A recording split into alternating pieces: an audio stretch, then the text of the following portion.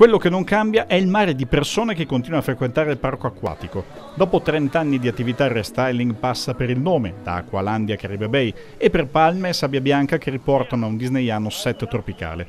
Luciano Pereschi è l'imprenditore che da fine anni 80 al Lido di Jesolo continua a investire su un filone turistico che ha dato importanti ritorni, ma avverte una certa solitudine. Si dovrebbe creare più sinergia nel territorio, non solo a Jesolo, ma anche con tutti i comuni della costa, per cercare di allungare la stagione, quindi non più una stagione che vive sole e mare 3 mesi e mezzo, 4 mesi all'anno, ma allungare la stagione facendo riferimento a Venezia. Una Venezia vicina solo sulla carta, spiega Pereschi. Io sono a 21 km da Piazza San Marco e non ho una linea di navigazione che mi collega a Piazza San Marco. È una cosa inconcepibile.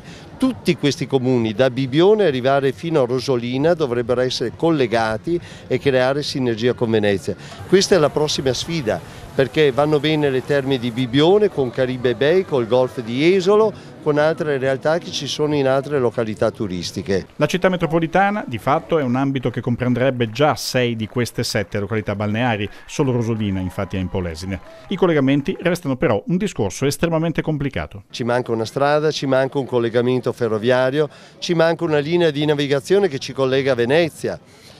E ora che, anche perché adesso mi sembra che ci sia qualche campanello d'allarme perché non c'è più l'ISIS, si sono aperti i mercati, l'Albania, la Turchia, l'Egitto, il Marocco, la Tunisia, hanno dei prezzi che noi non possiamo competere perché il nostro costo del personale, la tassazione che abbiamo non ci permette di arrivare a determinati prezzi. Quindi o noi facciamo sistema e facciamo valere il grande patrimonio che abbiamo, dal Prosecco, li mandiamo a vedere il Prosecco Montebelluna, li mandiamo a vedere la Ida, l'Arena di Verona. Dobbiamo fare sistemi in senso generale, è questo che noi dobbiamo fare se vogliamo vincere questa sfida.